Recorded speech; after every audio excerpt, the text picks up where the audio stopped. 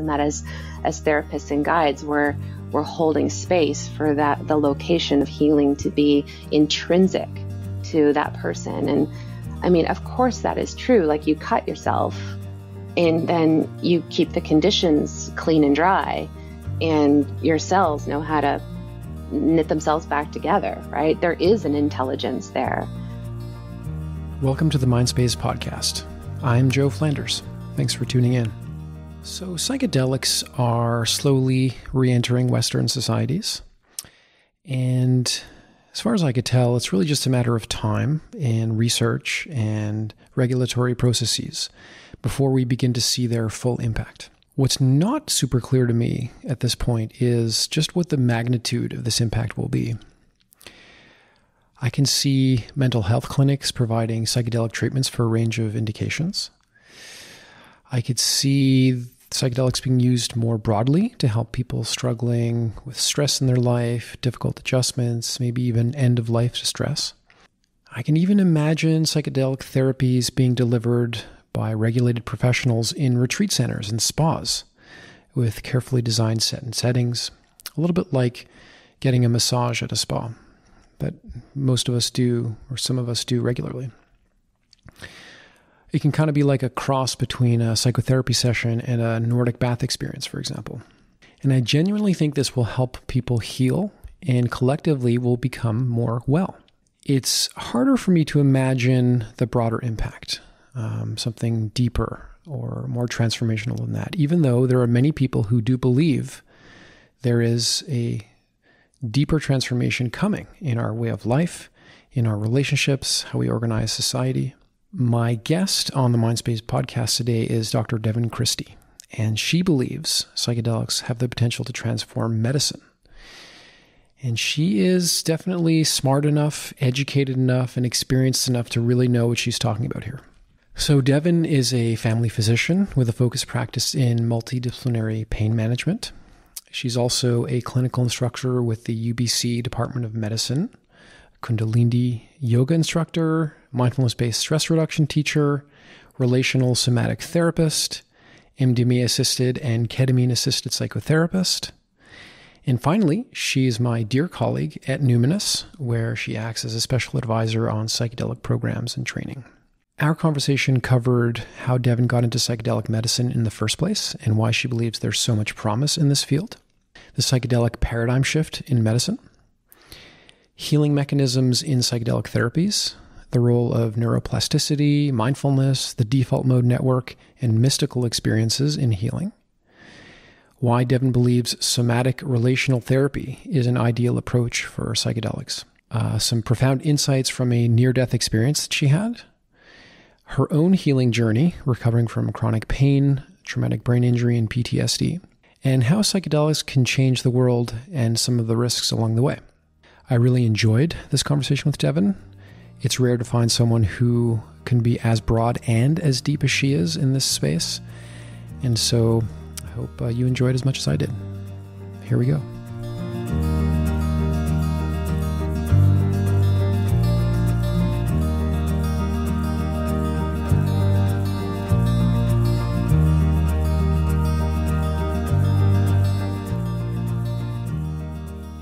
Devon Christie, welcome to the Mindspace podcast. Thanks, Joe. It's a pleasure to be here. How's the day so far?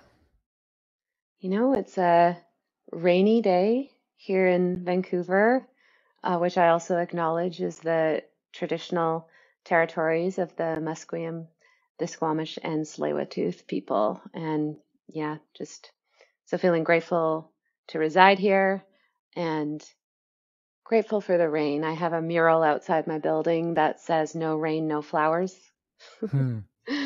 Yeah. So it's a typical October morning in Vancouver. Nice. So lots to talk to you about. Feeling really grateful to have you on the show here because I don't know that many people that can go as deep and as wide on psychedelics and related fields, and actually other things that other interests that we have in common. So I'm just really excited about this and grateful that you can make the time. And just a ton to ask you about, and why don't we just dive in? Is that okay? Yeah, let's do it. I'm looking forward to our conversation and the opportunity to do this with you, Joe. Cool. All right, so let's start with the kind of more generic opening. Like, what do you do professionally these days? hmm Well, these days I spend my time between working at a chronic pain clinic here called Change Pain, where I see patients who struggle with chronic pain, a lot of trauma, a lot of mental health overlays, and that's my clinical practice as an MD. And then the rest of my time, we're working together with Numinus. And my current role is the senior lead of psychedelic programs. So, a lot of input on the development of our psychedelic programs, as well as the foundations for bringing therapists in and training therapists in the competencies around delivery of psychedelic therapy, and all the things I'm really passionate about. And then very soon also um, participating clinically here in Vancouver through our ketamine-assisted psychotherapy program that we've been working on together. So super excited for that. I'm going to just acknowledge your humility here in kind of not mentioning a number of the other talents and aspects of your background. I think what listeners should know is that you're also a therapist and a mindfulness teacher. Maybe can you just briefly tell us about the background on those two? Totally. Yeah.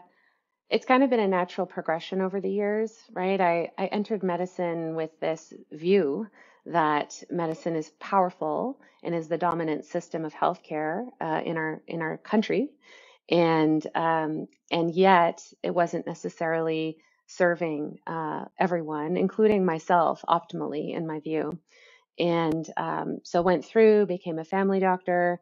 And then once I was through my training, I kind of got to training in other things that I feel are really important to be incorporating in tangible ways into what our healthcare system offers people.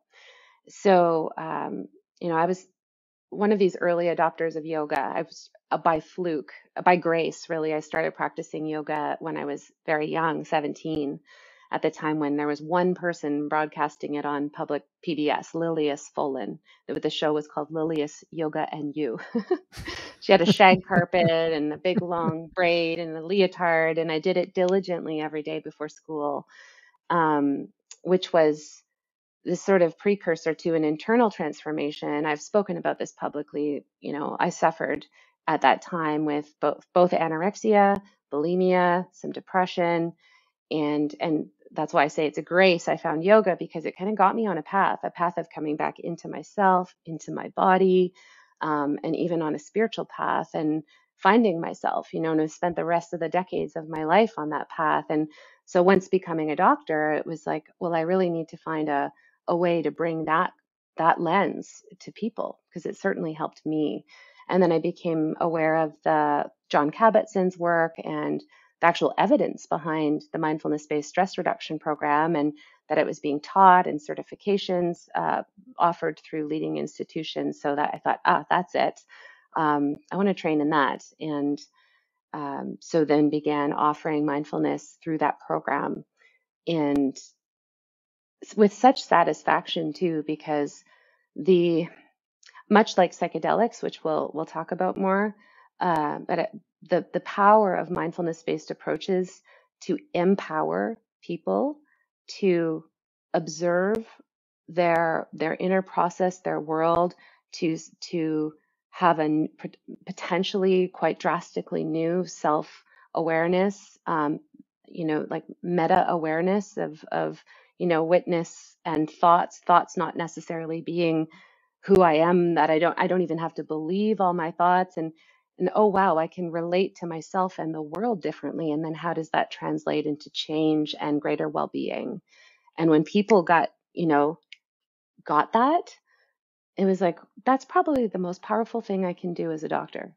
Mm-hmm. It's such a drastic departure from come to me and I'll prescribe you stuff that you'll take that'll kind of make your symptoms more tolerable or something.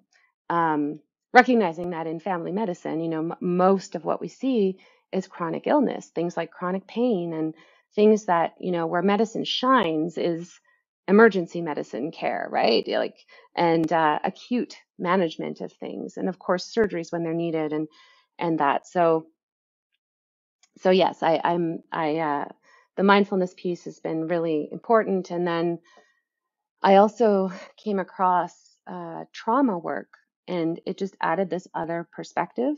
It added a recognition that through like this psychobiological understanding of the stress response and our survival response and the types of states that creates when we've had adversity and overwhelming experiences, and how that can be present and be excruciatingly uncomfortable. And then you ask somebody to sit and just pay attention to their experience. And if that's what's on repeat, it may not actually be the most skillful thing to support people. And so that kind of led to, well, I need to investigate trauma and trauma healing and how to be more skillful in that. And it sort of coincided with discovering the work of MAPS and the work with MDMA and PTSD. And I was so inspired by that also fueled me to become a therapist. So I did a 2-year certification in relational somatic therapy, which is very much a trauma-informed approach, very much understanding our nervous system and how it interacts with our emotions, psychology, and behaviors. So yeah, there's definitely those two elements as well. Thanks, Joe, for going a little deeper there. No problem. And I actually want to go even deeper a little bit later. Wanted to ask you about how you got into the psychedelic field, and I think you just answered that, so which is great. I'd like to kind of broaden out a little bit and talk about psychedelics generally, and then hopefully steer us towards some more, maybe a little inside baseball on the work that we're doing, and like, just getting into the weeds of the expertise that you have and that we're trying to bring to the community of people that want to be healed through these modalities. Yeah. Before we do that, though, I will say I got tipped onto psychedelics before I found out about MAPS MDMA work, and that was through Gabor. So I went to a conference called Spirit Plant Medicine, and it was at UBC. I saw a little ad for it in a local magazine, and Gabor was actually one of the physicians that kept me going through medical school, because I thought, I read When the Body Says No when I was a medical student. And I thought, oh my goodness, okay, there's an MD out there who's put things together this way. He recognizes that mind and body are not separate. And so of course I signed up to go hear him talk. And then I arrived at this conference, and he was talking about his work with ayahuasca with people with substance use disorder. And I was like, what? How did I not know about this? And so that was just, also just peeled back, opened up a whole avenue of, I'm a very curious person by nature. So that really kind of got me interested. And shortly thereafter, I learned about the work of MAPS too. Yeah. And were you doing psychedelics diligently in the mornings before school as well? Or? No. Yeah, I have certainly had my personal exploration since that time. And my goodness, how grateful I am. I mean, to be alive at a time when, these trailheads and pathways are even opportunities to explore and to find kind of safe pathways to do that. And like with ayahuasca, for example, I traveled down with Gabor to Yalapa, Mexico, and really learned, sort of sitting beside him, how he facilitates the work and prepares people and helps people integrate their experiences, and had my own deep experiences in that setting. And yeah, it's been hugely informative and also deeply healing, like layers and layers of healing and understanding. Yeah. Cool. I'm glad you mentioned Gabor, because As you know, he was on the Mindspace podcast as well. And obviously just a powerhouse of a human, and lots of very important ideas that seem to be having their moment right now, which is cool, but also raised a Absolutely. bunch of questions for me that maybe we can get into if we have time today. Cool. Okay. So I think you've touched on this, but maybe we can just take it again in case there's more you want to say about it. But I think you and I both believe that psychedelics have the potential to bring about very, very meaningful change in our healthcare systems, maybe even more broadly than that. Why do you think there's so much promise here in mental health, or maybe even health more broadly? Hmm.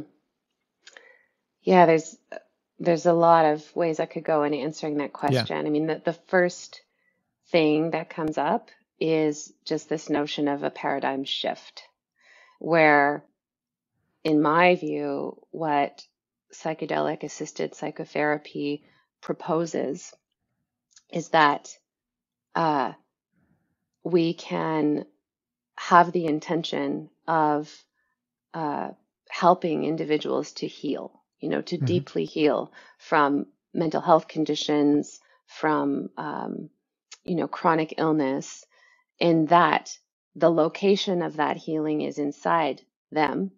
We talk about this concept of an inner healer or innate healing intelligence, as part of preparation of people going into these experiences, to trust that that's there and to allow that to guide the process. And that as therapists and guides, we're holding space for the location of healing to be intrinsic to that person. And I mean, of course that is true. Like, you cut yourself and then you keep the conditions clean and dry, and your cells know how to knit themselves back together, right? There is an intelligence there.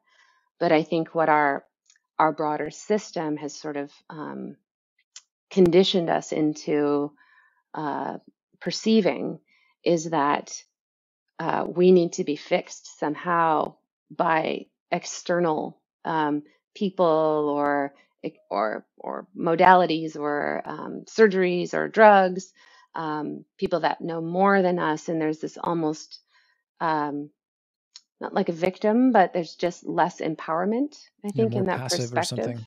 It's much more passive. Yeah. And I think the way our system is set up is it almost kind of encourages that. So it's this active, you're the source of healing. We're going to create the optimal conditions, do our best to do that. And so that to me is really powerful, empowering, and I think will lead to a lot of um, support for motivation and health behavior change. And so that's, just one aspect of the paradigm shift.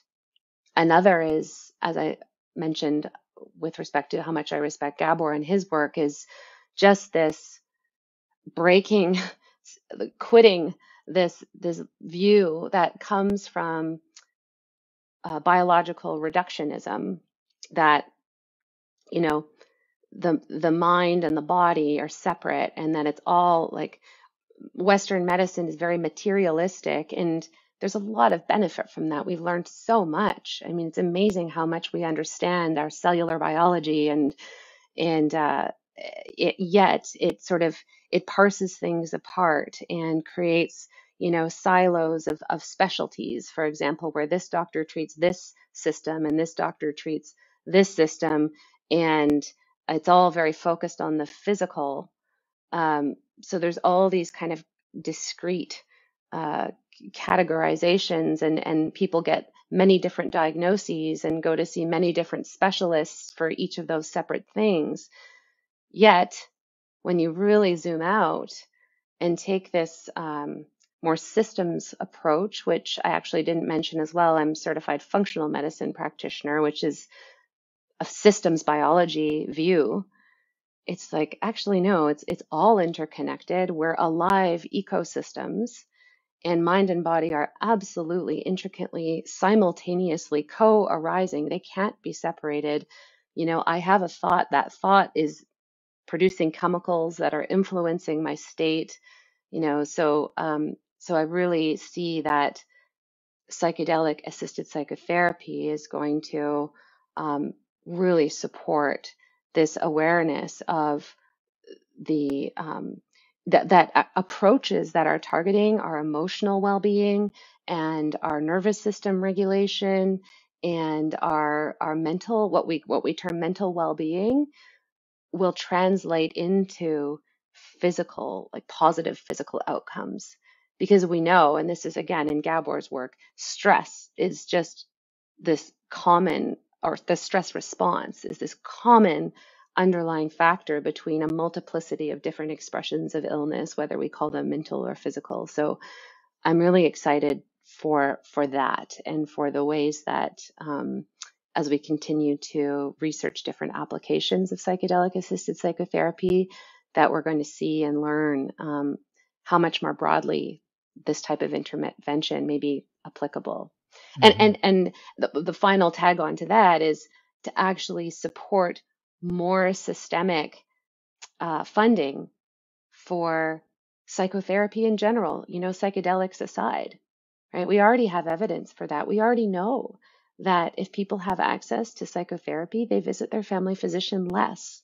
There's psychotherapy is, as opposed to pharmacotherapy for mental illness, is the research shows that it likely has much longer term benefits, is more impact on quality of life for people rather than just symptom management, and that people prefer it and there's less side effects. So even if psychedelic assisted psychotherapy can also just usher this change in our system to bring parity to approaches that support individuals' mental well-being, that would be a win in my perspective. All right. I don't know if this is going to land, but we'll give it a shot. What do you say to people that maybe hold a more traditional view of physical health? And they listen to you and they say, oh, Devon, she's so lovely, but like she's got this pie in the sky naive view that's like, if we all just feel better, we'll all be well, right? Like, what do you say to people like that who aren't as convinced of the evidence that you're seeing? Yeah, I mean, I do my best to articulate in plain language the the rationale, that's based in science, right? I mean, science is one lens, but it's definitely the lens of truth that the dominant culture in our society really trusts. So, yeah, people may not have an understanding because there's so much science that doesn't trickle down and make it through to the awareness of healthcare providers, even, never mind the general population. Um, so that's where, I spend a lot of time. I work in chronic pain, right? People Mm-hmm. present with Mm-hmm. physical pain. And my role is to help them understand and not push them to understand, but to skillfully discuss, with the backing of the evidence, how we understand that when we are stuck in a stress reaction cycle, the wear and tear on our system, the inflammation that's happening in our bodies, the deprioritization of things like digestion and other things that are not on a very evolutionary survival level important for our immediate survival. We don't need to be digesting our meal well. We need to be running away or fighting something, or curling up and possum, that collapse, sort of feigning death to so the predator might lose interest, really. And those are the states our nervous system takes us into when we're chronically perceiving threat. And in our modern day, you can't differentiate our system, those parts of our brain doesn't differentiate between a saber-toothed tiger or the interpersonal conflict with our boss or the person who's cutting us off in traffic, right? It's the same biological cascades that are going on. So it's a matter of trying to articulate things clearly, trying to give examples, and then helping people to see for themselves. And again, that's, I think, where the mindfulness approach, Joe, Mm-hmm. has been so powerful, as I'm sure you would agree, is really just giving people tools to see for themselves. Like, don't believe me. Mm-hmm. Try this Mm-hmm. and see if it results in greater well-being for Mm-hmm. you. Yep. Because the data, the evidence, all that stuff is all well and good. But until people experientially know something as opposed to rationally know something, you can rationally take something in, but still have all kind of arguments against it. And it's much more powerful when embodied. Mm-hmm. Right. Okay. So there's psychedelics are so interesting. They're so bizarre in so many ways, and can kind of elicit so many different kinds of experiences. They're used in so many different kinds of ways, and I'm fascinated by the literature that is slowly maturing, um, and that's just investigating the mechanisms, or like what the hell's going on when we take a psychedelic, and how it could be helpful in reducing depression or helping someone get over PTSD or something like that. So I'd Hmm. love to hear your best guess right now on mechanisms. And I know that we've spent a lot of time talking about psychological flexibility and neuroplasticity, which, Yep. as far as I could tell, is sort of like the dominant model right now.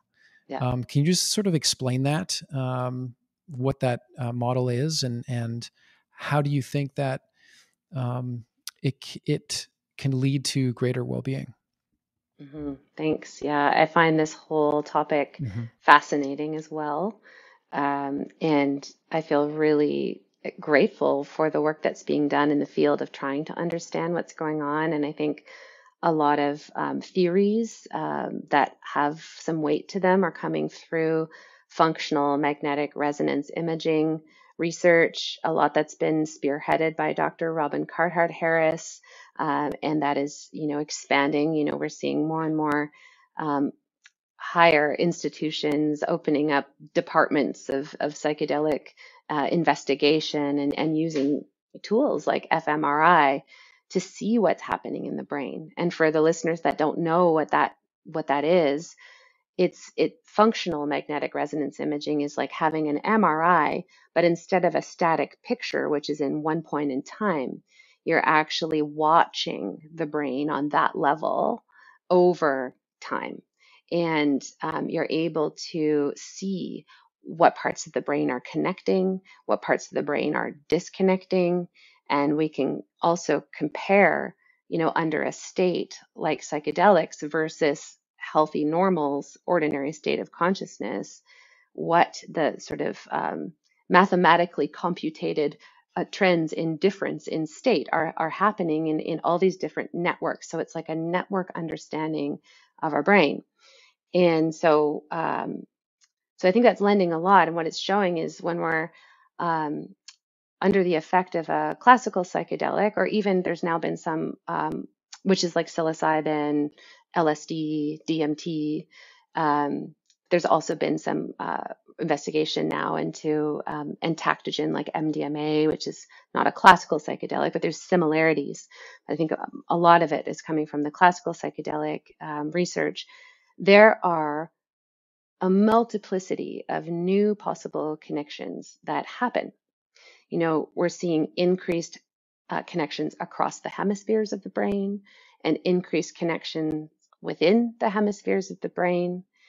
And the listeners, and you've probably seen, this little diagram representation. There's two circles beside each other, and one sort of depicts our usual ordinary state of consciousness, where the connections happening in our brain are the ones that have been highly conditioned over our lifetime, right? It's our learned way of thinking, paying attention, of how our actual brain is operating, the connections that we're making, which informs how we perceive our biases, everything. And then the circle beside that is much more colorful with way more lines, all across, which is representing this state with a psychedelic, a classical psychedelic on board.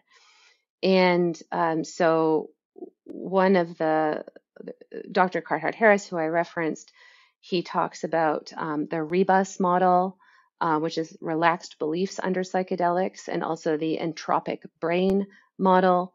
and even primary states of consciousness model. And, to summarize, it's like that first circle with our well-rehearsed patterns is, there's a lot of weight in our daily lives to that. It's very hard. Learning is uncomfortable because to learn, we have to make new neural connections. So you try learning like an instrument or something. It's like, you feel uncomfortable, and it's getting over that hump of learning something new. It's hard to start making those trailheads to wire new pathways in our brain. Whereas when the psychedelic is on board, all of a sudden those new pathways become quite easily accessed in the moment. And those heavily weighted priors all of a sudden don't have so much weight anymore. And where in the past, those heavily weighted ways of thinking and perceiving would have, like a new idea might have just bounced right off of it because they're so strong. It's like that new idea can come in and send ripples and so it's really creating this opportunity to perceive differently. And likely this is what is explaining how new insight, like aha kind of insights, can emerge in the acute effects of psychedelics, because all of a sudden these ways that our brain is connected are kind of broken down. And then there's a new repertoire of connections that are accessible. And so that can be very powerful, right? And we also know that psychedelics enhance things that promote neuroplasticity, not only by these sort of functional connective ways, but also, we see evidence of synaptic sprouting. So like there's the neuron, and the synapse is where sort of the dendrite and the axon meet. It's where like our nerves connect, and it's like a tree. It's like arborized. And in depression, for example, the dendrite is actually a little bit like withered, kind of like not as robust of a tree as compared to somebody who doesn't have depression. And then within 24 hours after ketamine, also a psychedelic, not a classical one, you actually look on an electron microscope at that arborization, and it plumps up. It looks almost like normal. So there's this very rapid effect of something going on that's helping with the ability of our nerves to connect, our nerve cells to connect with each other, to grow new connections. Brain-derived neurotrophic factor is increased, BDNF, with psychedelics. It's also increased with exercise, with fasting, and with other things. So that too can promote new learning. So that I think there's multiple mechanisms. Yeah. I'm really curious, is those two, I don't know, models or whatever that you just described, is that the same phenomenon playing out at two different levels, or are those two completely different mechanisms? Well, I think that it's a different lens. Like one is, I think they're both happening Yeah. simultaneously, Yeah. but the changes in the functional connectivity of the brain on sort of like that higher level in real time, um, it's that's a very acute effect. Yes, BDNF is happening too. So at the same time that we know there's these new repertoires of connection available, we also know that chemically there's stuff happening Right. that actually can reinforce those new connections or Right. help that. And that's where we'll talk about this later, I'm sure, but that's Mm-hmm. where the very crucial importance of integration comes in. Yes. Because, if you pick up an instrument once and play it a few times, you might get a little better, but then if you put it down and then don't return to it, those new pathways they're gone, right? It's what fires together, wires together is essentially neuroplasticity. You got to keep going down that trail again and again. So where the acute effects of psychedelics can create this profound possibility, it doesn't mean it's going to last, right? Mm-hmm. And Yeah. and that's where it behooves us to support individuals to actually meaningfully engage committed actions and in line with the maybe new values that they've clarified through the new insights that they've had. So yeah, that's all kind of Yeah. some of the mechanisms. There's other Yeah. elements too, but I'll just pause there. Yeah. So lots to unpack there. I think one of the pieces that, or I think what Dr. Carhart Harris showed that I think is a really important sort of complement to that way of understanding is that many of the, mental illnesses, let's say, for lack of a better phrase, what many of them have in common is a kind of rigidity and people feeling really stuck. If you think about, someone who's depressed, having like just this recurring pattern of like negative thoughts and emotions and PTSD or anxiety, being really stuck in certain, thought or emotional loops, substance use disorders, being stuck in this rigid pattern of behavior. And it's this introduction of new possibilities, new connections, new learning that can kind of break down this rigidity. And I think that's what we mean when we talk about psychological flexibility. So you're introducing the possibility of new ways of thinking, feeling, and acting with the psychedelic. But of course, all we're doing is opening up new possibilities. And how someone actualizes those possibilities during a psychedelic experience and after an integration is actually open to a wide variety of things. And so this is where the psychotherapy is so important. Set and setting is so important. And I think I'll also mention, I'd love to get your kind of input on this, that if you are, struggling in your life for whatever reason, and your friend tells you to go down to Peru and do an ayahuasca ceremony, and you don't really know much about it, and you go online and you try to figure some things out, and you get on a plane, you go to some place, and like you have an experience that's very isolating and traumatizing and stuff, you could be leveraging neuroplasticity in exactly the wrong direction for your well-being, or Absolutely. maybe initially the wrong direction, and then maybe landing you in the right direction eventually. But so yeah, this neuroplasticity can be actualized in a variety of different ways. So yeah, how do you think about, as a therapist, as a psychedelic therapist, how we're taking advantage of that neuroplasticity? I think it really boils down to people having experience of safety Yeah. and people being,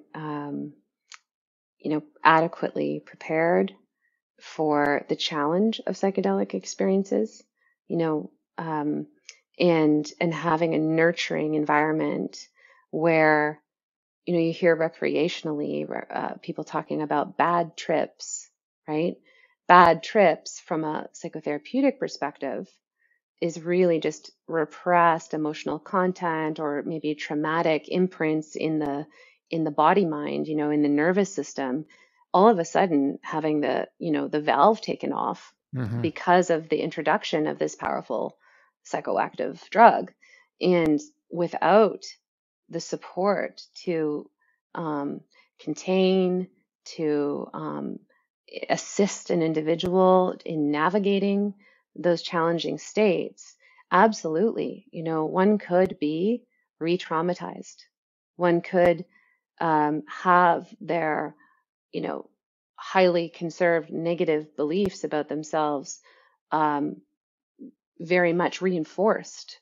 And when you speak to the ayahuasca example, I mean, I'll share that my very first ayahuasca experience was it opened a lid of what I now understand was implicit shame. Implicit is, we've got explicit awareness and explicit memory, which is like ourselves in a narrative in time. This happened then, and and then the implicit is everything. It's like what's under the iceberg, like under the water, like our waking consciousness is the tip, and then there's everything underneath. And, my somatic therapy teacher says the body is the keeper and holder of all information, past and present. And that's primarily held in our implicit memory body-based felt sensations that can bleed into the present moment, given whatever factors of our environment are activating of it. But so in that ayahuasca experience, it was like the effect of the medicine and just what was there in me, unexplored or unknown, just opened right up. And I tell you, it was not fun. It was excruciating. And I actually went away from that experience feeling like I shouldn't have been there. I'd done something wrong. There's something wrong with me. And that, like, there's something wrong with me is the voice of shame. That is the like articulated belief of toxic shame. There's something wrong with me. I'm a piece of garbage. A lot of people walk around in our society with that kind of shame and those kind of implicit beliefs about themselves. And so, yeah, it's absolutely not a guarantee that if you go and take a powerful medicine like this, you're going to come out on the other side with positive outcomes. And that's why it's so important to create the optimal conditions with skilled people attending, with a warm and nurturing environment. When I think about going off to, the Amazon as I did, and it's such a foreign environment in so many ways, never mind introducing something so powerful into your consciousness that's even more foreign experientially. So yeah, to come back to the flexibility piece,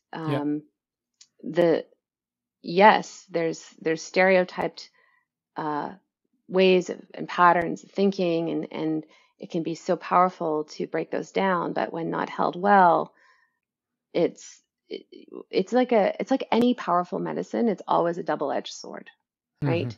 You need to know the risks and you need to be skilled. And that's like, there's so many medicines, like pharmaceuticals, there's anesthesiologists are the doctors that give haloperidol and other powerful, or not, sorry, halothane, powerful anesthetics, not haloperidol, that's different, but powerful anesthetics to people where they're actually now in charge of their vital signs for a period of time.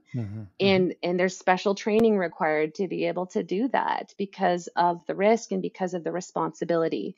And I see that absolutely translating to holding space for psychedelic healing for people. Okay.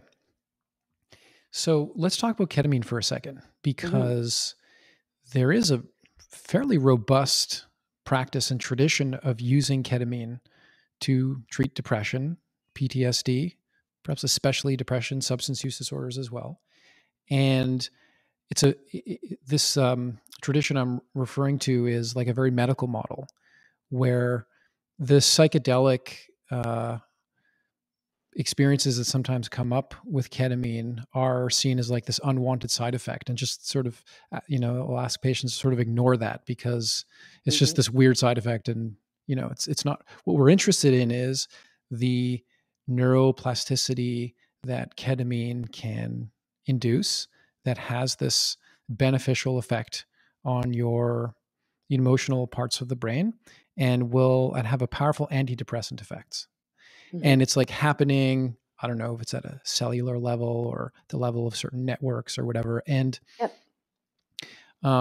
is it not possible that we can create things like neuroplasticity and broader connectivity in the brain without needing these big, weird, intense experiences with lots of insight and all the meaning making that comes with it? Why do we need, what's the point of all this experiential stuff? Can't we just tweak some knobs in the brain and people get on with their lives? Yeah, multiple perspectives here. So that is the biological reductionism model, trying to explain, the rapid antidepressant effects of ketamine based on a very mechanistic understanding of what it's doing on a cellular biological level. And it's valid. All of those things are valid explanations, but I think that they are only one like slice of the broader understanding of what's possible that just isn't accessible to the lens of biological reductionism. That lens needs to expand. reference paradigm shift we talked about earlier. So yeah, when people get a ketamine infusion, on average, 70% of people have quite a powerful reduction in their depressive symptomatology that lasts for about 7 days, and then it comes back, and then they have another infusion and another infusion. And from the lens of neuroplasticity, it's great, like make the brain more plastic. And yet, what are the conditions then that you're in with that enhanced plasticity? What is influencing your learning? What is there to help potentially challenge old ways of perceiving and reinforce ones that might be more beneficial to your long-term well-being?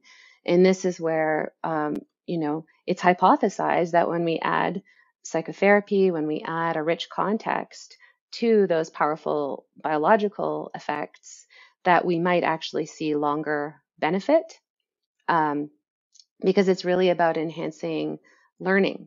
And it's fascinating to me. There is sort of this sprint happening to find psychedelics that Yeah. you take a Yeah. it'll have the same effect in the brain, but take away all these pesky psychedelic side effects. But there's already published literature that meta-analyses that show that the intensity of the actual psychedelic experience, that mystical states of consciousness, unitive experiences, all of this, the intensity of that is predictive of positive outcome. And what primes a person to have a mystical experience, for example? Well, there's research on that too. And we're learning that having a state of openness and trust going into the experience will influence that, the ability to surrender. And some of those are personality traits, like trait openness, for example. So maybe someone with higher trait openness is going to have more likely to have a mystical experience.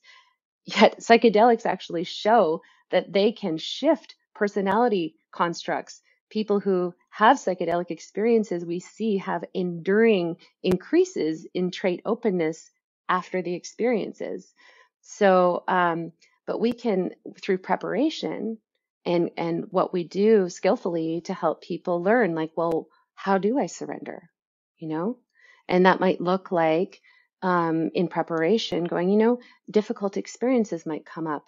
I'll be right here with you. It's can be really helpful to turn towards it, see it as a door to go through. Use your diaphragmatic breathing that we've taught if it's bringing up a lot of intensity, and that all of these things to help people kind of have some tools or some awareness ahead of time to then enter in and with surrender, with openness, and then that really leading to the propensity to have these, I guess we would say, more positive and less challenging psychedelic experiences, which with both, there's still positive outcome, but there's more when people really do go to those kind of deep mystical states, which also depends on dose too. So I really think that, even with ketamine, actually, there's been research also that's shown that the effectiveness of ketamine for depression is increased by the depth of the trance-like psychedelic state that a person has. So this whole thing about it being a pesky side effect is just, I think it's not really informed at this stage, but it's a hangover of just this dominant way of sort of understanding and seeing how we think drugs work and what side effects are. And I think an overall overarching fear of that is natural, right? There's the fear of death and there's a fear of losing your mind, right? And we are very naturally more comfortable in our ordinary state of consciousness. Non-ordinary states of consciousness represent the unknown. So does death, and also going crazy. Those are like the two fundamental fears. So it's natural, I think, for there to be some like pushback against things that put us into states that are not our status quo as an individual. And then, on a collective level, kind of what it ends up looking like is, not wanting to go to Vietnam and, protesting wars, and, the overarching collective status quo ends up getting questioned when we start expanding beyond the status quo of how we're perceiving and thinking. So I don't think, I'll be interested to see where the research goes, if compounds can be made that have like similar neurobiological effects, but nix out all of the meaning making psychedelic stuff. My hypothesis is it's not really going to go that far, or the potential will not be as great, but it remains to be seen. Right. So I guess you're not going to invest in any companies that are doing drug discovery for this sort of thing. It's interesting because the number of drugs that actually make it all the way through phase 3 and approval is minuscule. It's like probably 1% or less than 1%. So there's all this drug discovery going on right now. But really, like when you look at the stats, how likely is it that any of these are going to really be successful? And we've got drugs that have been used for decades, if not, well, when you're talking about psilocybin, time immemorial, right? Acknowledging indigenous use through ceremony as a sacrament for healing, divination, in very carefully constructed settings, and in that enriching culture and being something very positive and revered in societies, in traditional societies that have incorporated psychedelics in their culture. So yeah, I think we've got LSD. I mean, it would be nice if LSD was not 10 hours, 12 hours long. If somebody could cut that in half, that would probably be beneficial. Though, with psilocybin, 6 to 8 hours, I think that it actually, there's companies that are trying to make a psilocybin that is actually like 2 to 3 hours in duration of effect. Or even if they tried to do that with MDMA, for example, to like shorten the effect. My perception is actually that the depth of healing that happens over an 8-hour session all day in the context of 2 therapists with a client is so profound. And it actually, I think, will lead to inefficiencies if you shorten it to like 3-hour sessions, but then have to have more of them. So again, it remains to be seen, but it's all fascinating to me. Right. I think you're touching on something that I think is often lost in all of the, more superficial media hype around psychedelics. That psychedelics are going to sort of like help us address the mental health crisis in our society or change the world in some deeper way. They're just a tool or a catalyst, right? And it all depends on what we do with them. And I really think that that's a message that we can't say enough, actually, because I think it's misunderstood. And and hopefully more and more experts like yourself can continue to speak that message in a compelling way.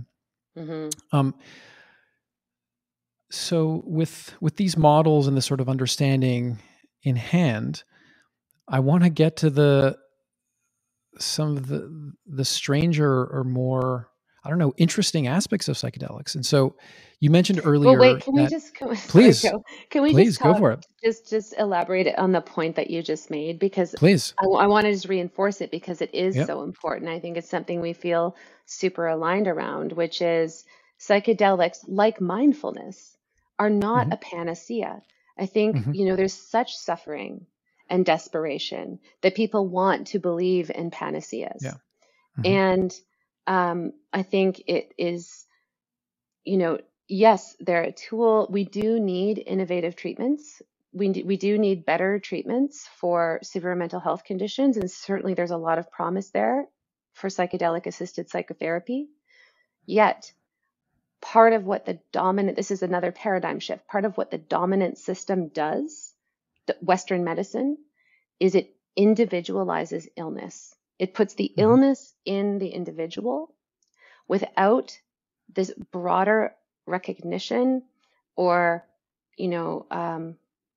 understanding that translates into any sort of action in medicine, that individuals are living in a toxic culture, and which is the title of Gabor's new book, which I can't wait to read when Hmm. it comes out next year, Hmm.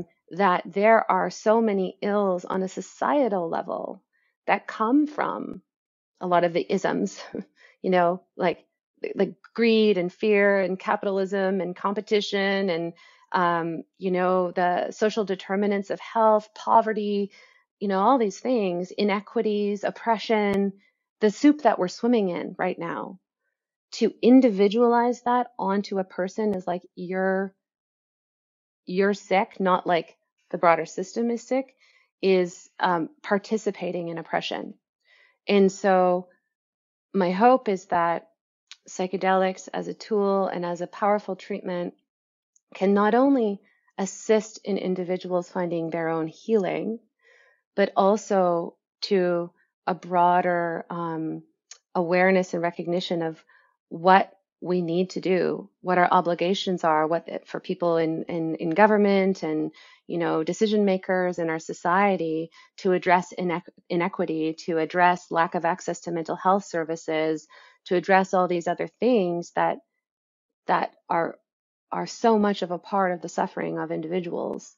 And we do know that psychedelics help us to feel more connected with one another, to have this like more broader understanding of our interconnectedness and our interdependence.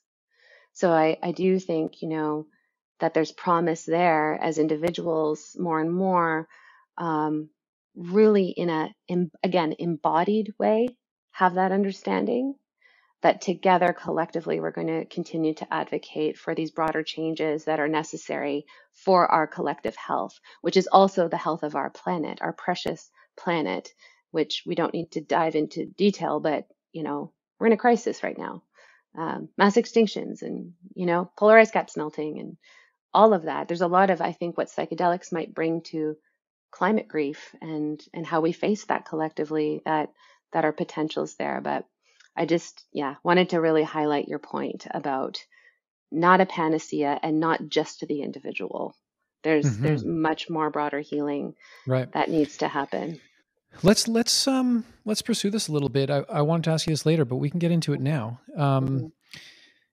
To me, there's this interesting gap between this a little bit more granular analysis of how psychedelics can help someone with depression, for example, Hmm.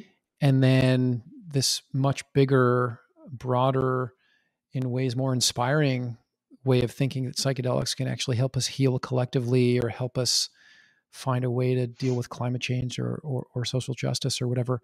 Hmm. What's the link? How do Hmm. we get from this mental health focus to these broader considerations? And is it actually a little risky to um, get our hopes up or to accelerate on psychedelics before they're regulated and thoughtfully integrated back into our society? Hmm. I think that, again, I referenced the level of desperation and suffering. There's a lot of Hmm. risk in the hype around it right now because Hmm.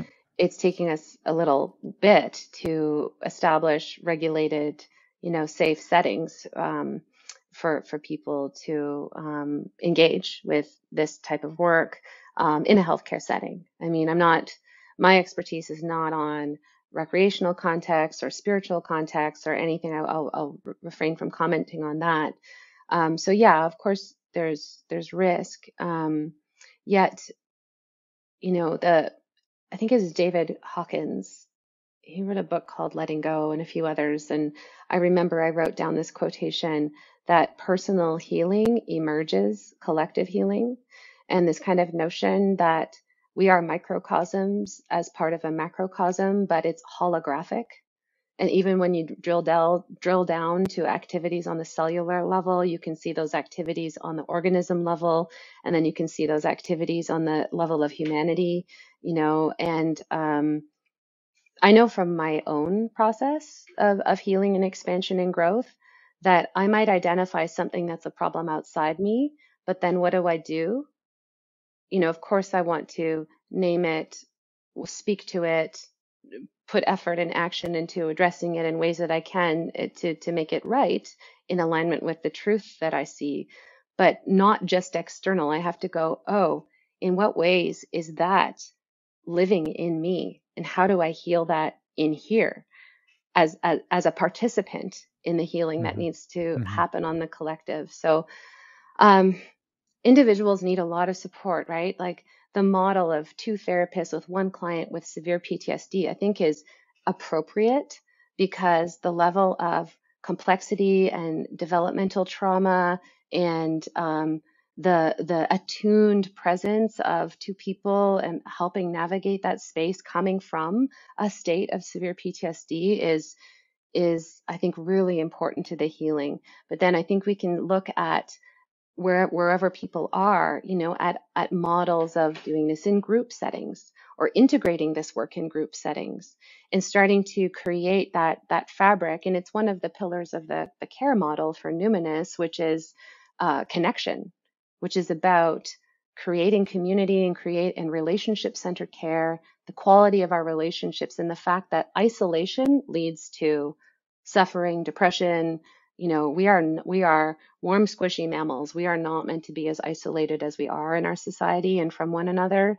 And so I see that, as we proceed with this, I hope that we'll certainly within Numinous, we're working to create models Mm-hmm. that will facilitate connections, Mm-hmm. people to share their healing experiences, to inspire and be inspired, to find support, to find common humanity, to come out of isolation. And I think that will ripple out to a more Mm-hmm. collective level. Mm. That sounds good. Yay, right?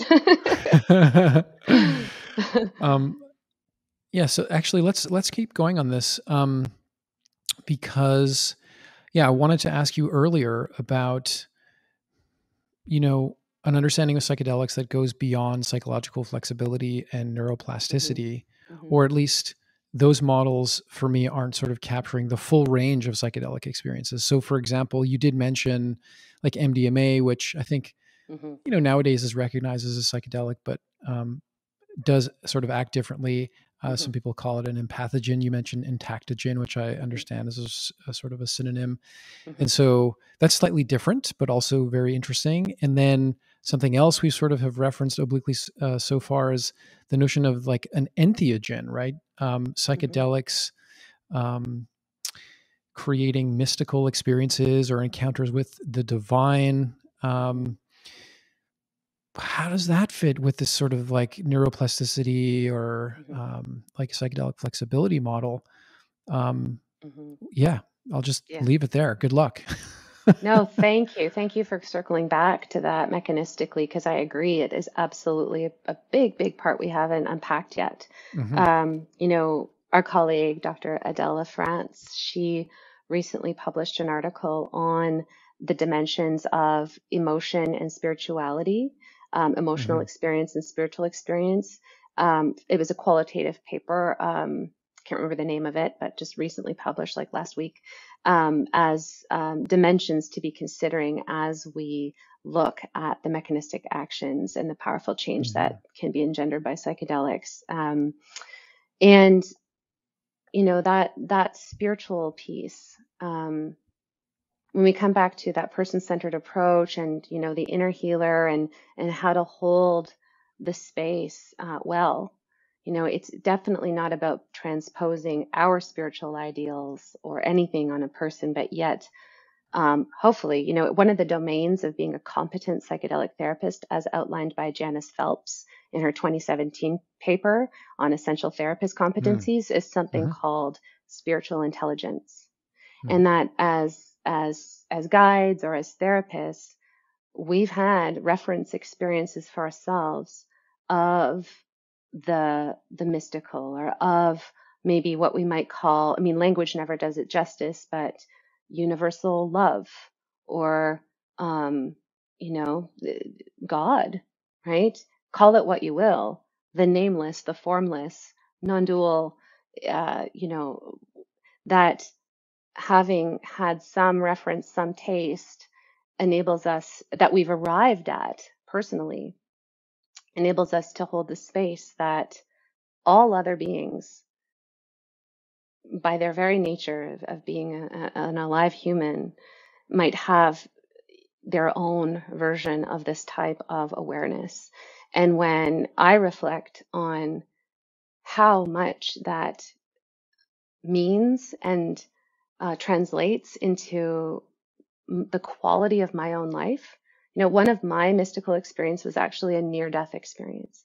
I was capsized out of a raft in Thailand in 2019 in a class 3 or 4 rapid, got tossed down, and then all of a sudden I wasn't moving anymore, and all the water was moving over me, and the surface of the water was way above my head. And I went through the whole process of like struggling to survive, trying to get myself unstuck, realizing that wasn't happening, all the way through. And What happened? What happened? Well, just for the listeners to not be concerned, they had a safety kayaker. They saw where I went under. They figured where I was pinned. The kayaker had to, in the rapid, maneuver onto the rock that I was pinned against, get out of his kayak and pull me out. And he had to make a couple of attempts. But, in the time that it took, I was literally, it was like strobing. It was like experience stratified, and there was the animal body struggling to survive. And then there was this emotional plane where I was feeling tremendous grief about my mother and my father and all the people who loved me. And also this disbelief. I had just graduated from family medicine, about to start my career, that like, I'm dying now, and then, but this kind of strobe-like effect of peace that started to strobe more and more until the strobing became consistent. And I think that's what a lot of people feel, is like this white light or whatever. And then my awareness in that moment is, it's all a dream. And then the second awareness, that was that only love is real. And that my body was going to be gone. Everything I ever did in my life, all the stuff, everything, it's dust. It's all a dream. But what was going to carry on over to wherever was next was how I loved and how I participated in love in my human life.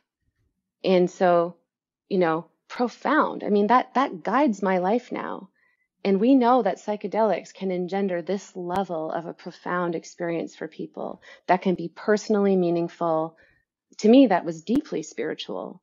And we could certainly explain it on the level of like, and my nervous system went into a dorsal vagal state, which was like a collapsed state, and therefore everything felt dreamlike and whatever. But it doesn't matter how we explain it. It's what stayed with me.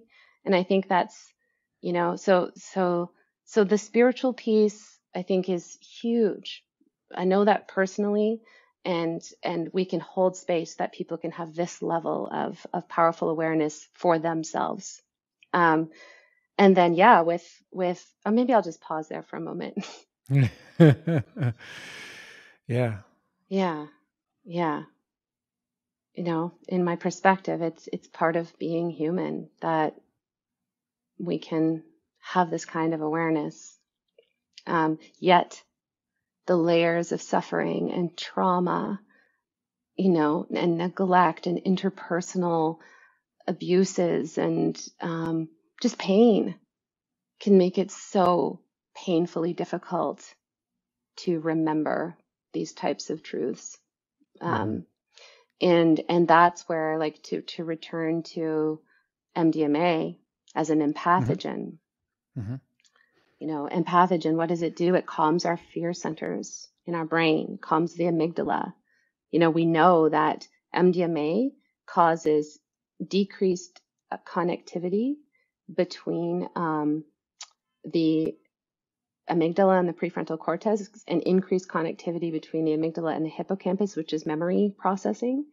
And so we're getting like functional MRI sort of explanations for what's going on, but then just phenomenologically, this is why MDMA-assisted therapy is a breakthrough treatment for PTSD, because individuals can approach horrifically painful content that's part of their trauma and not go into those survival states of fear and shutdown, where if you were to do that without MDMA, you just can't therapeutically progress, because when you're in those states, it's recycling that trauma again and again. And a lot of people with trauma go for talk therapy. They talk about what happened. They leave feeling horrible because they're just, all of the implicit felt states that accompany those memories are just coming up and not necessarily resolving.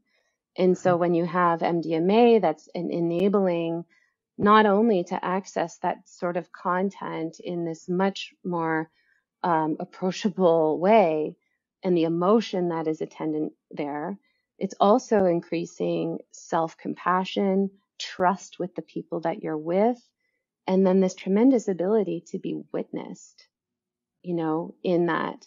And that's where, if we want to take our conversation into the interpersonal realm, that level of witnessing, of being seen and attuned with, it's so important developmentally for our health as children and infants. Yet many of us lack that, which sets us up. It makes us vulnerable for things like PTSD later in life.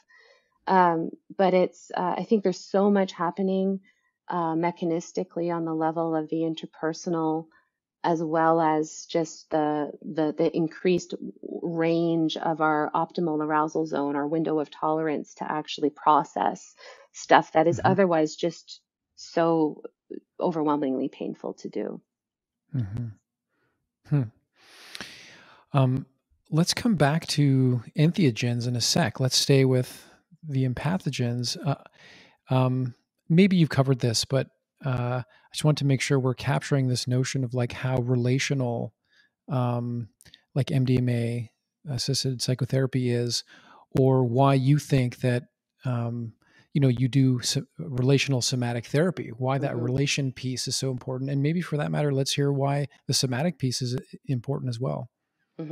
Yeah. I mean, we are born into relationship, right? We're wounded in relationship, and profound healing happens in relationship. We can't be not in relationship. We're constantly relating to our environment, to one another. And as they say in many indigenous wisdom traditions, all are relations. And there's an honoring of that. And so from the relational somatic lens, it's understanding a lot of the work that's been outlined, like by Dan Siegel in interpersonal neurobiology, right? Acknowledging that our brains are wired for social connectivity. We have something called mirror neurons, which plays a huge role in our capacity to feel with another. And a big part of healing and also healthy development is this sense of feeling felt by someone. And so when we're young, we're not born with the capacity to self-regulate or even to name our emotional states and develop, emotional literacy or intelligence. We need to learn that, and we need to learn that through attuned reciprocal interactions with our caregivers, where they come down to our level, mimic our facial expressions, or respond in some way of like, oh yeah, that hurts, doesn't it? And then it's like, yeah, and then soothing and comforting. And then we learn, oh, I can feel pain, and then I can come back to feeling okay. And like our nervous system develops kind of like flexibility and range through rupture and repair. Like we're not always perfectly attuned with, but if we've got caring people around us that come back and say, hey, mommy was really stressed. I shouldn't have yelled at you like that. I'm sorry, sweetheart. And repair, like that. We also socially learn and form relational templates about what's even possible in relationship to other humans. And sadly, many people don't have that. They have neglect. They have uncaring, wounded people as the ones who are kind of fostering their rearing environment, which, maybe if we lived more in community, young children would have access to other safer adults that would buffer that somewhat. But we live in, like, to a large degree, nuclear families too, where it's so much this intense relationship with like one or two adults. So that all impacts our development, our capacity to self-regulate our emotions and our nervous system, and even to articulate what we're feeling. and to actually be in touch with our embodiment, which is our felt sense, which is our lived experience. And, you know, so that's where the somatic piece comes in. Soma, meaning body. We feel emotions in the body. Emotions aren't a concept, right? And so therefore, in order to actually empathize with others and even connect with our own intuition or, you know, visceral senses of how to navigate the world, requires sort of a level of capacity for interoception, which is like that inner felt sense. There's the insula, there's parts of our brain that are very much the parts that register that kind of information. And with trauma, it's understandable. We disconnect because it's too painful. But because of neuroplasticity and because we can learn at any stage of our lives, we can come back into ourselves. I definitely followed that trajectory in my own healing. Now I'm, you know, super embodied, and things like yoga and expressive dance and just having connections and friendships in my life where I can feel and express and be seen and heard and held. You know, this is all, it's all such a beautiful dimension of humanity, but one that I think our society and even our learning systems and everything just isn't necessarily supporting optimally. So that somatic therapy, you know, let's say when you have an insight of something, you know, from a somatic lens, even if, let's say, it's even a positive insight, we can deepen a person's awareness of that by going, oh, tell me more. Do you feel that somewhere in your body when you think about that thing? Or as you see that image, are there any sensations you're noticing? And it starts to help connect that wiring and also bring that experience into an embodied, really lived experience, which I think has the potential to stay, you know, to really anchor and then be returned to consciously over time. So yeah, I think that's a lot of the power of, you know, these contemporary approaches to psychotherapy that are bringing more of the body in. And it doesn't mean like body work. A lot of people think somatic therapy is like hands-on massage or something. No, it's just it's very mindfulness based, and it's curiosity, and it's helping to give language to and resonate with what an individual is experiencing, and really like elaborating that to include the felt perception, and then to use the skills of understanding trauma to help people like pendulate and, dip your toe in and come back out and be resourced instead of having to be flooded by, going straight into something that's really painful. Yeah. Yeah, I do want to talk about how mindfulness fits in the mix here. I think I have an opening in a little bit. So let's come back to the entheogens for a second. It's not uncommon for people to refer to psychedelic experiences in these terms. In fact, there's this whole notion of the mystical experience that actually has a lot of really interesting empirical work behind it. I think the Mystical Experiences Questionnaire was created at Johns Hopkins, and it's actually a really important kind of variable, I think, in predicting the impact of psychedelic therapies. So I don't know, maybe in a way it's intuitive, but like, man, what does mystical experience mean? Or to say that we're encountering God or something divine under the influence of psychedelic, that's a tough one, because, I mean, we're bringing in two very, very complex things. What is God and what is mystical or divine? And then how the hell are psychedelics kind of enhancing our access to that or amplifying that capacity of ours? I think of it more as being like having a sense of awe amplified in my experience. But what is your best guess about, is it related to this kind of enriching of connectivity in our brains, or something about neuroplasticity? What is it about these psychedelics that create these divine experiences?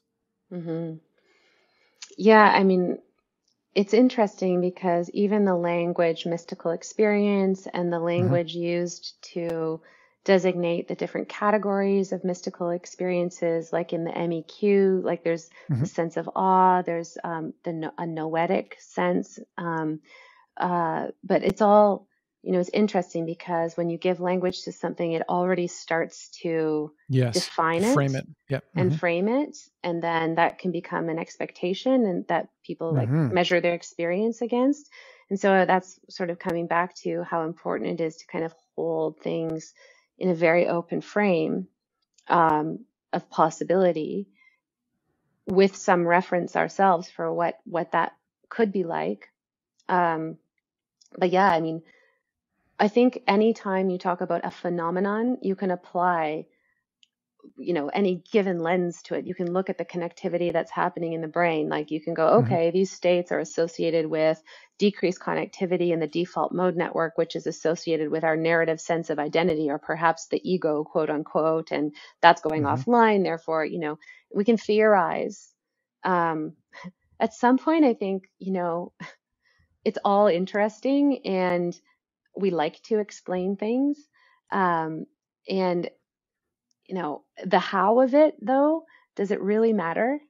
I think. Well, it mattered earlier when we were talking about psychological flexibility and neuroplasticity. Well, and I think it's important too because of, using the language of scientific investigation and the scientific arrival at certain truths to support moving forward in our dominant healthcare paradigm with things that are drastically challenging to the status quo. I think it's really, yes, it's important in that context to make these maps and to back them up by evidence and empirical, stuff.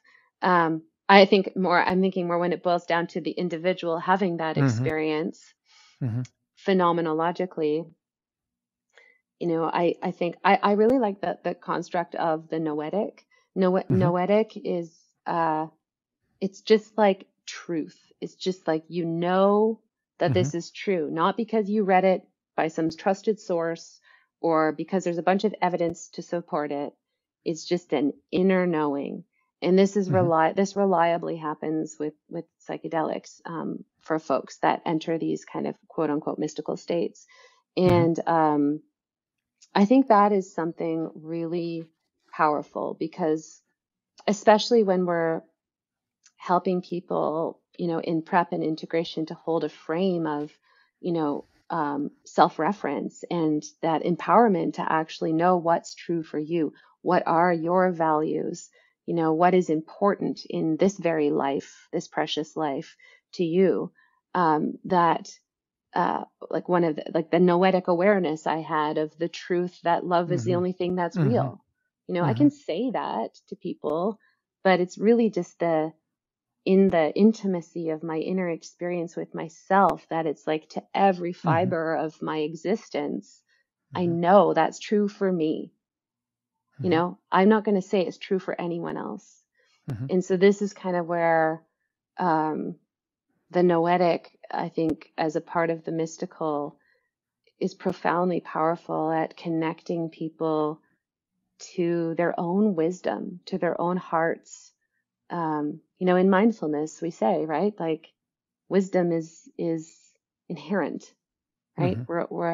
And we do these mindfulness practices to create conditions such that you're tapping into your inherent wisdom. And so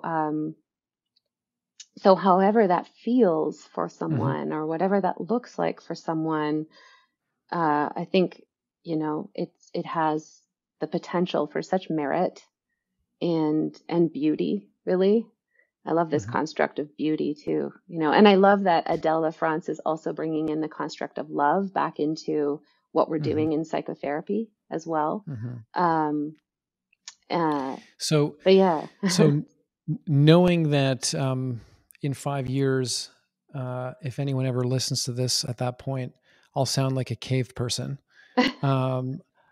I can't help but indulge this impulse to actually speak to my own sort of mystical experiences and some attempt at a map about what's going on in some vague sort of neurobiological sense. And I also think it's intimately tied to mindfulness, which I think we could kind of jam on for a second here. Mm-hmm. You know, this notion of the reducing valve. I think it was Huxley, Mm-hmm. in the sense that we sort of go about our lives with a very, very, very like simplified, impoverished, reduced experience of the infinite amount of information that our brains could be processing at any given Which is time. very practical. Exactly. If you walk around being like completely blown away by how gorgeous the tree bark is every time you pass a tree, you're probably not going to be able to pay your mortgage or eat or whatever. And yet, psychedelics kind of strip away that inhibitory sort of control of our senses and our meaning making.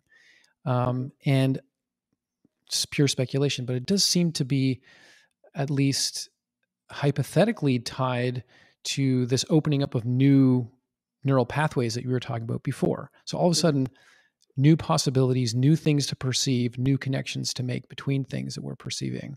Mm-hmm. And it's just overwhelmingly something. It could be overwhelmingly beautiful. It could be Mm-hmm. overwhelmingly terrifying. Mm-hmm. And in my experience, and you know, I take your point about the noetic quality and that it needs to feel true experientially for it to sort of carry weight for anybody.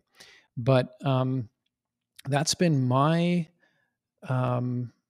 closest reference for the mystical experience. And it's a Mm-hmm. powerful sense of awe. It's a powerful sense of like Mm-hmm. revelation Mm-hmm. of everything that I don't normally attend to, and just the overwhelming Totally. complexity and Yeah. beauty of it, etc. And that's the closest I could come to really feeling like I'm in contact with God, or whatever that refers to. And of course, there is a really interesting tradition of using psychedelic compounds to connect with the sacred or the divine or the mystical. And that's my best guess in terms of how that's sort of playing out psychologically or something like that. Yeah. And then I actually think this is unfortunately probably just a metaphor, but there's some evidence that this whole like reducing valve thing, or like the sort of like stripping away of ordinary ways of thinking and feeling, is tied to the default mode network, right? The default mode network is like tying all this together and holding together a sense of self. And what's super interesting in this literature is that both psychedelic experiences and meditation experiences show downregulation of the default mode network. Oh yeah. So yeah, I'm curious if you buy that default mode network theory and this whole notion of ego dissolution being tied to that. I mean, I think there's truth to it. Like everything, it's going to not be like the one and only ultimate answer Yeah. or explanation. I think it even, default mode network aside, even just what we were talking about earlier about relaxed priors and the rebus model and just all of these new possibilities opening up, you could take it to, Buddhist philosophy here, where when we examine ourselves in meditation, we notice that we have patterns of thought that repeat, that these patterns of thought that translate into our words, our actions, our behaviors are absolutely conditioned, right? We're walking around balls of conditioned behavior and thinking. And so to parallel that to this reducing valve metaphor, it's like, yeah, we're walking around now, as adults with a reducing valve that has practical uses for navigating the world, but that also can and does get in the way of our, from a Buddhist lens, liberating insight. And therefore, there's a path. In Buddhism, there's the Four Noble Truths: the truth of suffering, the cause of suffering, the truth of the path of Buddha nature, and then the path to liberation and the realization of that. And I think that if you've looked in the eyes of a baby, right, a human being born fresh, that doesn't have all the layers of conditioning that we carry with us as adults. I certainly, I see quote unquote God when I look in anyone's eyes, but there is something very beautiful and innocent and open and incredible about the eyes of a young child. And to take it to the neurobiological level, yeah, they've got this multiplicity of connections that are possible, just like we do when we're in a psychedelic state. I mean, I wish I could return to a moment of when I was 3 and navigating the world. I'm sure it would feel like a psychedelic state, right?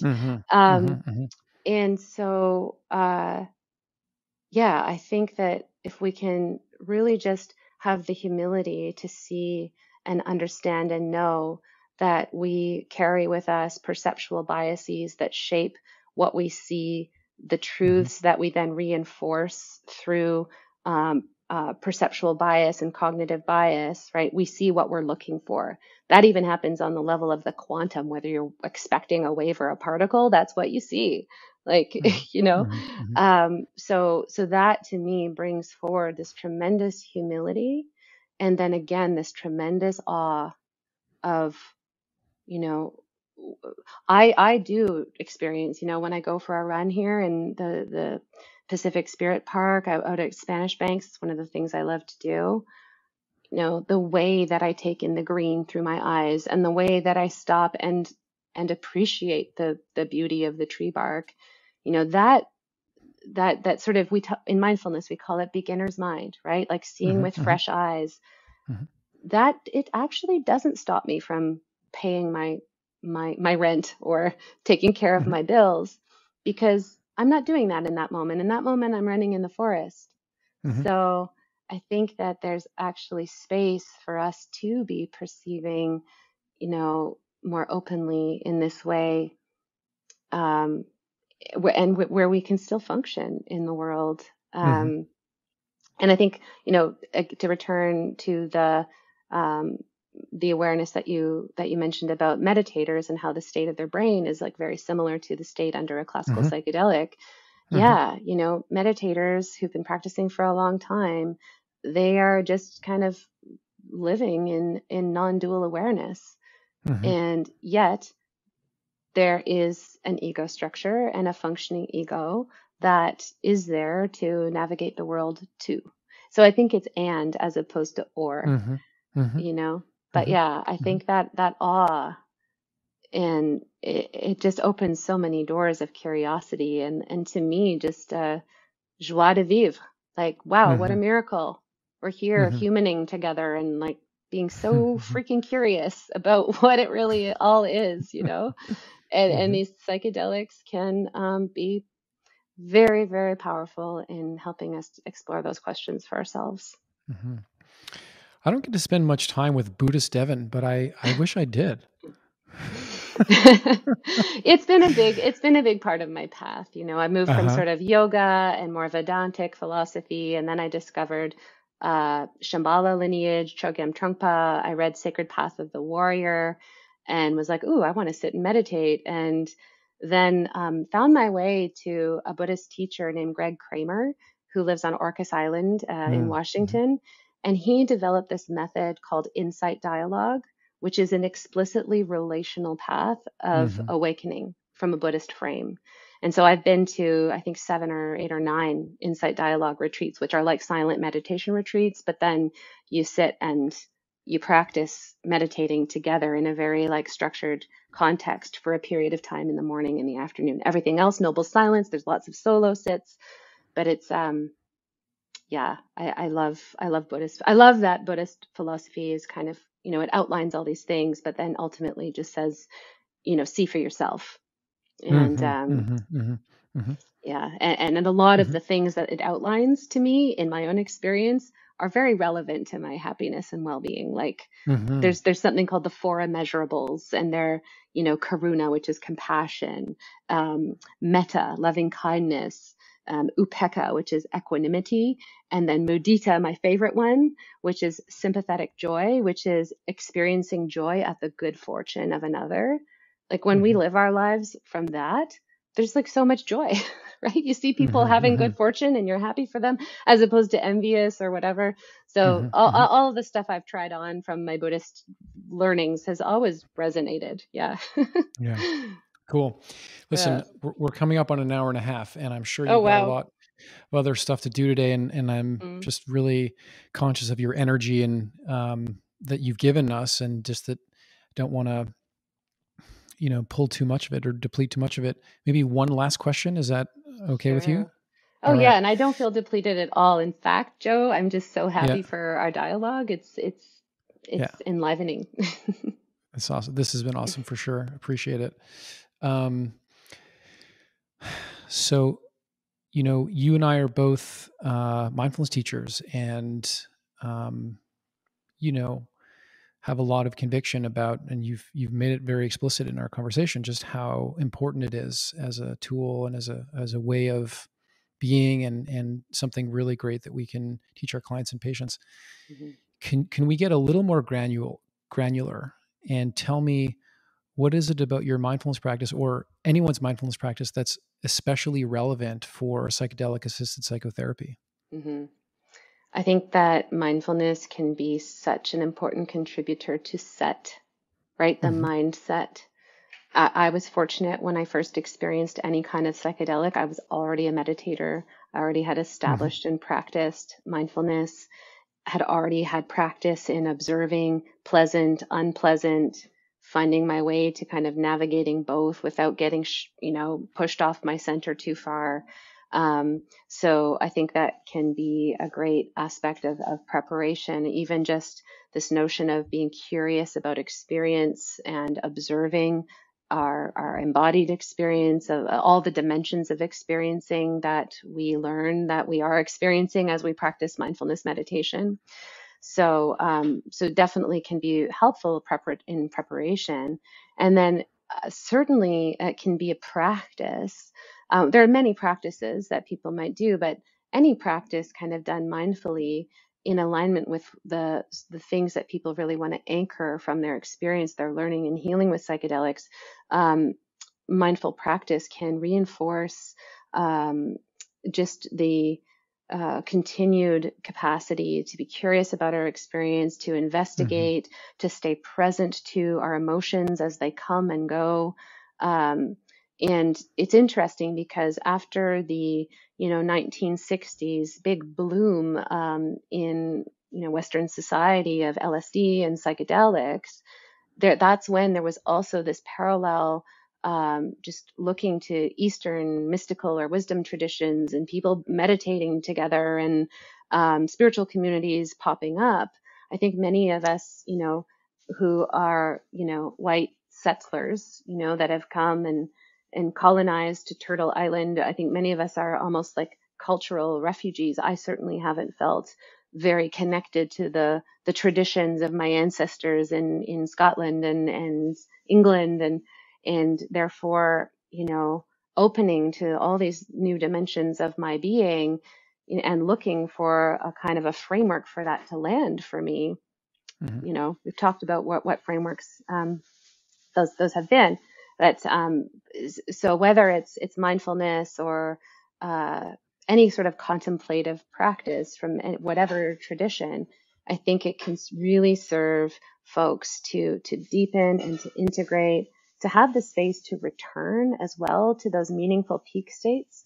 People can get addicted or, really want to just go back to that state when they were under the acute effects of a psychedelics. But when you really sit and be present and be curious and invoke, can I remember even 10% of what that was like in my felt experience? And like return to that and recognize that it's still there. It hasn't gone anywhere. And the relevance of that to me is actually still present. It's not like I have to go back to it. I think mindfulness and contemplative practice can be very powerful for supporting people to really stay connected and grounded to what they learn and what they value on the other side of these peak experiences. we talked about that, the fact that, we could take this neuroplasticity in any variety of directions. And you talked about psychedelics not being a panacea. There are a lot of risks, and there's a dark side, right? And we heard a little bit, an example of a bit of a dark side this fall. It's two very well-known psychedelic, like seniors, Aaron Grossbard and Françoise Bourzat, involved in a scandal with one of their trainees, crossing sexual boundaries. I just wonder, like, what's your kind of point of view on this? And in particular, this notion that we might be involved in collective psychedelic stewardship here, that there's this precious opportunity, and risks, pitfalls on all sides. I wonder how you see that, and feel free to go into as much detail about that scandal or any other that you see fit. Yeah, well, I think I would just prefer to speak in general terms that in any helping profession where there's a power dynamic, which is any helping profession, there's risk for abuses of power. So, psychologists and counselors and psychiatrists and doctors and all these individuals have historically, unfortunately, taken advantage of their power and enacted heinous abuses on the vulnerable people that come to them for help. And so it's nothing new that psychedelics is kind of bringing to the surface the risk involved when you have power dynamics, right? And so therefore our efforts need to be around protecting the vulnerable, ethical guidelines. We have those ethical guidelines, for example, in medicine. If I were to have sexual relations with a patient, I would lose my license, right? So there are consequences. But we also have a punitive system where if someone does commit one of these, what do we want to call them? Crimes. I mean, there's a number of words we could use. It's kind of like, well, you lose your license and you're done, and often we'll just blackball you. And honestly, I think scapegoat people, because I think where we need to go, where psychedelics is taking us in the way that we're looking at safety and ethical transgressions, is getting a little bit more curious about the humanity of people, whether they're in, whatever side of the power equation they're on, but especially those in positions of power. And what are the vulnerabilities there? And what are the ways that that person has not had the support they need to make the right decisions in navigating a certain circumstance? What is unhealed? And what is the dialogue about what we might learn?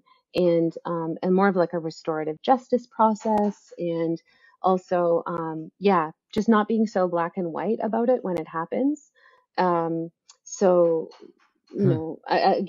psychedelics take everything to, the penultimate level with respect to a person's vulnerability, which is why, I'm so committed in my role with Numinus and the programs we're developing and the therapist training to really help the therapists and people in those privileged positions understand the nature of the vulnerability here and the nuance of how to hold yourself in integrity in that container.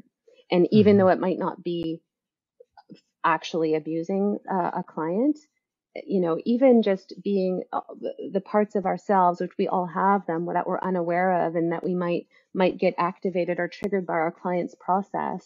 If we're not able to acknowledge, recognize, shelve that, and return to holding space for them, and instead we start kind of enacting some of our own stuff into that space when they're wide open, that's also potentially harmful. It's not as far spectrum as actual, sexual indiscretion and stuff, but it's, we have to really hold this with preciousness, with reverence, and with utmost ethical and integral awareness collectively and with ourselves, if we find ourselves wanting to step into the role as guide or as therapist in this format. Cool. Thank you for that. Yeah. Thanks for the question. Okay. Why don't we leave it there? Lots of other stuff to do today. Appreciate it so much. Thank you so much, Devon. My pleasure, Joe. It was so nice spending time with you today. Likewise. Thanks for watching this episode of the Mindspace podcast. To get more episodes, you can subscribe on this channel or go to your favorite podcast platform. Thanks, and be well.